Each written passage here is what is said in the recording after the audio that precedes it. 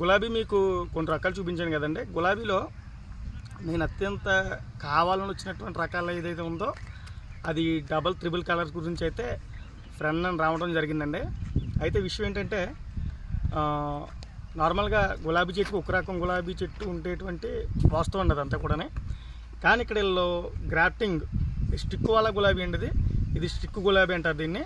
ఈ స్టిక్కి ఏం చేస్తారంటే ఇక్కడ ఒక గ్రాఫ్టింగ్ కట్టారు చూసారా, ఈ గ్రాఫ్టింగ్ కట్టారు కదా, ఇది వైట్ ఫ్లవర్ కట్టారండి. ఇది మినీ వైట్ అండి. ఇది దీనికి మళ్ళీ పైన ఒక గ్రాఫ్టింగ్ వేసి వెరిగెడ్ గులాబీ చేశారండి దీన్ని.